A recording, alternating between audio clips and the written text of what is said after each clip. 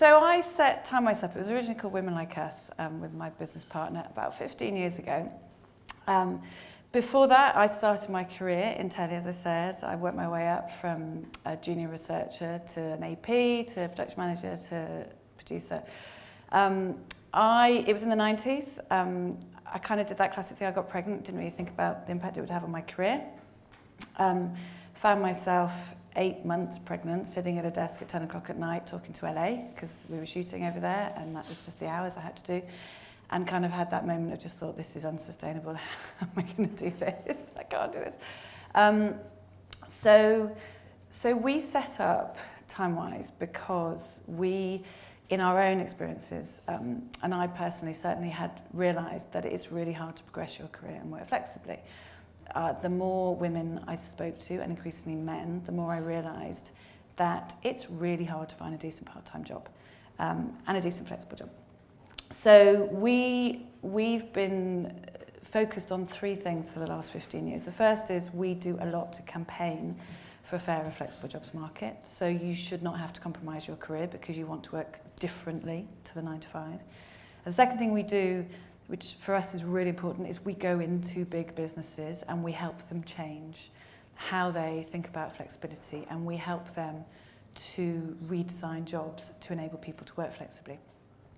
And I can tell you a bit about what we've learned about that. And then the third thing that we do is we run a job site called Timewise Jobs for people who want their next job to be a good flexible job. And we've got about 100,000 candidates on our books, and we've worked with about 3,000 businesses who have hired really good flexible workers. So it is possible. And I guess a few sort of things I've learned over the years from being obsessed by flexible working. The first is employers massively underestimate how many people want to work flexibly, and we really need to raise awareness of that. There also still is a big assumption, as you've touched on, that this is something you do for mums. But we've done a lot of research, and we estimate that around 9 out of 10 working people in the UK either have some form of flexibility or want it in their next job. And just under 9 out of 10 men. So number one, it's not a gender issue. Second thing we've realised is, we are the first time ever a workforce that has 5 generations in it. That's never happened, ever, in the history of our workplace. And that has significant consequences for employers, because, we have young people, we were just talking about this, coming into the labour market, who just assume you work differently. That's their given right to work differently. And we also have amazingly talented people who are heading towards retirement, who probably can't afford to retire anymore, but who want to carry on working. And so employers are having to wake up to that. So I guess the first thing in terms of underestimating demand is the message to employers is this is not a gender conversation. This is, flexibility is a kind of future talent conversation. And that certainly makes them wake up. The second thing that we've learned is that flexibility is still very much wrapped around individuals when it comes to employers' perceptions. So even the kind of, I advised on the sort of government legislation a while back, the right to, and I didn't advise them to say this, but the right to request flexible working in itself, the terminology, assumes that the kind of norm's something else. You earn your stripes, again we were saying, and then, you prove yourself to your employer, and then it's like, can I please work differently? And we have a culture where, in most industries, flexibility is still seen as a very reactive conversation by employers. So you wait for someone to ask you, and then you think about it. The businesses that get this right, and the industries that get this right, have taken a different view where we need to be proactive.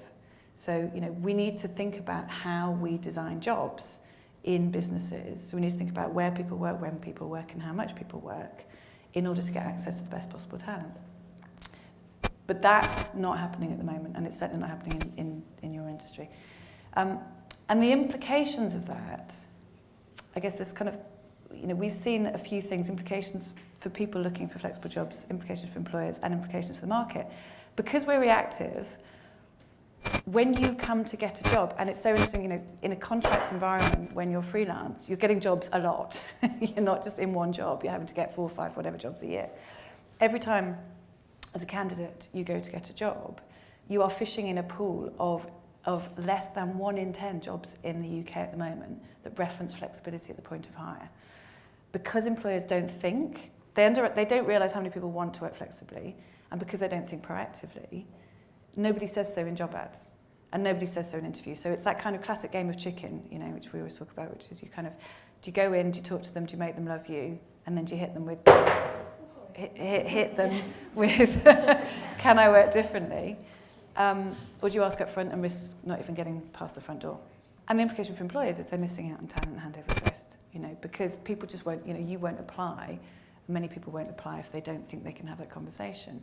But, you know, so we've got 9 out of 10, think about it, people in the UK wanting or needing flexibility, fishing in a pool of less than 1 in 10 decent flexible jobs. No wonder we've got a gender pay gap. No wonder we've got a talent bottleneck. No wonder we've got loads of people who are really trapped in flexible jobs because they just look out and they can't find anything else. And so, you know, people get stuck. So what can we do to change it? We've worked with all kinds of businesses, from media industries to financial services to professional services to big retailers like Tesco. 3 things that we think work. The first is you have to get leadership buy-in from an employer. So there has to be a vision that is about, you know, how we want to work here and how we want to be seen. And part of that's about role modelling. So Jonathan's going to talk about it, but Jonathan's one of our amazing people on our list. So we do this list every year called Timewise Power 50. Very senior people working flexibly and shouting about it. I mean, we started this about 5-6 years ago. It was so hard to find anyone to apply. Everyone kind of sat on their hands. It's like, well, you know, I don't really want to talk about the fact I work part-time. But it's really important to find your role models and shout about them and tell their stories. And the video was a great example. Managers don't understand how to design jobs. So there's a management capability gap around flexible job design. And we need to teach that. We need to equip managers and HR people with the skills to understand, okay, well, if someone's sitting in front of me, the candidate will probably have a conversation about, well, I know I can do this job flexibly because they've done it flexibly before, and they'll probably educate the manager. But you need to build those capabilities, and we need to equip managers. So there's something about providing people in your industry with guidance on how to design jobs. And then the third thing is communicating. So being able to, as organisations that communicate that they're open to flexibility, certainly at the point of hire or even internally, are going to have a march on everybody else because, you know, they will get access to the best talent. So it's about turning, when you enable businesses to think about those 3 things, then you enable them to start realising, actually, you've got a real competitive advantage. And I guess the final thing I would say in the creative industry is you are a creative industry. You know, you should be really creative about how you design jobs. It's like, and I think that's the challenge to execs, is why aren't we being more creative here? And the worst thing you can do to a creative person is you know, we have all these amazing kind of initiatives where people talk about come and work for us and, you know, got this great amazing project and you must come and work for us, and then boxing people in to a way that is not creative in terms of how they work. So I think that's the challenge back, and it's probably a challenge to your influencers and your leadership teams to say, why on earth are we not keeping up with the rest of the world? Our index, we do an index every year, as I said, it's 9.8% of jobs are flexible. The creative and the media industries are about 4 or 5% at the moment. It's one of the worst industries. So I think we've got to keep up with everybody else, otherwise, you know, you're going to lose talent. But there are things that can be done, and there are great examples. So yeah, I would say we need to be more creative in job design. The issue for job shares is the same issue with part-timers, which is people who work part-time will always work more than, you know, their part-time hours. And I think it's important as flexible workers to know your own boundaries, and it's important for organisations to, and this comes back to kind of HR capabilities, to look after those boundaries so that there's a real clear conversation. I think you're it's a really fortunate position that you have those conversations. You know, there's a big leap from saying flexible working is the norm to actually having managers, when they do regular catch-ups, not just saying how's the work going, but how's the working pattern going. Yeah. You know, and it's those kind of principles that if you build those into the way organisations function, then it becomes easier to have a conversation about it, because it still is very much, the onus is on the individual to say, I'll do the extra, and then, oh my God, I'm burning out, and then it's not working. And actually the people who most like to leave organisations are the most recent part-timers, because the thing is, the job hasn't been properly redesigned in many instances. It's just, well, let's just float those 2 days off somewhere else and people will kind of absorb it. But if you're going to do it systemically, it's about team-based job design, which is how does the impact of this person working in this way, what's the impact on the team of 10 people that are around them, and where do we take those tasks and share them out, and how do we have those conversations? And that's about the organisation equipping teams to have conversations so that it becomes a job share in a team where there's part-timers and there's different people working.